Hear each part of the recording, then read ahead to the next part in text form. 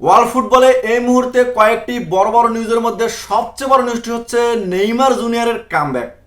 আজকে সকালবেলা আমরা দেখেছি কোপা দা ব্রাজিলের সেমিফাইনাল ম্যাচে শান্ত ধরে নেইমার জুনিয়রের 24 মিনিটের একটা পারফরমেন্স ছিল এবং এই পারফরমেন্সে ব্রাজিল ভক্তরা অনেকটা খুশি এবং এই পারফরমেন্স নেইমার জুনিয়রের জন্য অনেকটা ইম্পর্টেন্ট ছিল, যেখানে কিনা তিনি এই পারফরমেন্সের উপর ভিত্তি করে নেইমারকে পরবর্তী ব্রাজিল ম্যাচের স্কোয়াডে রাখা হবে এবং সেই 24 মিনিটের পারফরমেন্সের বিশ্লেষণ করতে যাচ্ছি। এবং তার আগে আমি কথা বলতে যাচ্ছি ওয়ার্ল্ড ফুটবলের কয়েকটি বিগ নিউজ নিয়ে, যেখানে আমরা দেখেছি আজকে ইতালিয়ান সিরিয়ার ফাইনাল রাউন্ডের শেষ ম্যাচে আজকে রাতে ইন্টার মিলান এবং নেপোলি দুটি দলে আলাদা আলাদা ম্যাচে মাঠে নামতে যাচ্ছে এবং তাদের মধ্যে 1 পয়েন্টের গ্যাপ রয়েছে। আজকেই রাতটি হতে যাচ্ছে ইতালিয়ান সিরিয়ার টাইটেল ডিসাইডেড একটা রাত। এবং আরো যে নিউজগুলো, তো তার মধ্যে আমরা দেখতেছি লুকা মডরিচের বিদায়, যিনি কিনা রিয়াল মাদ্রিদের একজন লেজেন্ড ছিলেন এবং এই লেজেন্ড বিদায় আজকে রাতেই হয়তোবা আজকের ম্যাচেই রিয়াল মাদ্রিদের হয়ে তার শেষ ম্যাচ হতে পারে এবং রিয়াল মাদ্রিদের লিজেন্ড লুকা মডরিচ আজকে থেকে রিয়াল মাদ্রিদ থেকে বিদায় নিতে যাচ্ছেন।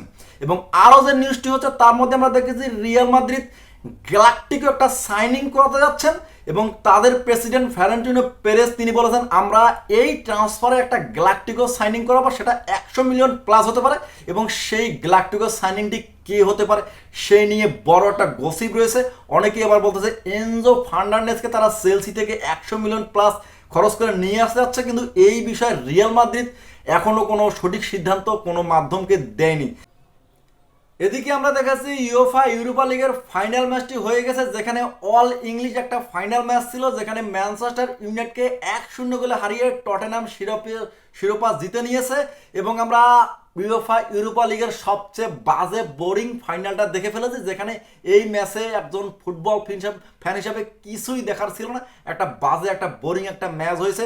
যেখানে আমরা দেখেছি ইংলিশ প্রিমিয়ার লিগের 16 এবং 17 নম্বর দল যেখানে ইউএফএ ইউরোপা লিগের ফাইনাল ম্যাচ খেলবে, সেখানে আমাদের ফুটবল ফ্যান হিসেবে কিছুই প্রত্যাশিত থাকার কথা না। নেইমারের 24 মিনিটের পারফরমেন্সের ব্যাপারে একটু বিশ্লেষণ করে দেখি। যদি আমরা নেইমারের 24 মিনিটের পারফরমেন্সের বিশ্লেষণ করি তাহলে আমরা দেখবো এই 24 মিনিটের নেইমার জুনিয়র 3টি বিগ চান্স ক্রিয়েট করেছেন, 2টি কি পাস দিয়েছেন এবং একটি বল অলরেডি তিনি ওয়ান টার্গেট শুট করেছেন, যেখানে অপোজিট টিমের গোলকিপারের হাতে ছোঁয়া না লাগলে হয়তোবা তিনি আজকে গোলের দেখাও পেয়ে যেতেন।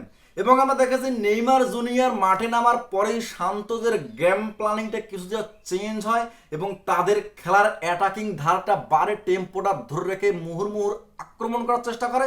যেখানে আমরা দেখেছি তিনি নেইমার জুনিয়র মাঠে নামার 5-6 মিনিটের মধ্যে তারা 3টি বিগ চান্স ক্রিয়েট করে, কিন্তু ফিনিশিংয়ের অভাবে তারা গোল থেকে বঞ্চিত হয়। ফাইনালি ম্যাচটা তারা ট্রাইব্রেকারে হেরে গেল। নেইমার জুনিয়র এই ম্যাচে ট্রাইব্রেকার থেকে একটা গোল করেছেন এবং ইনজুরি মুক্ত হয়ে অনেকদিন পর 24 মিনিটের ভালো একটা পারফরমেন্স দিয়ে মাঠ ছেড়েছেন, সেটাই ব্রাজিল ভক্তদের সবচেয়ে বড় সুখবর।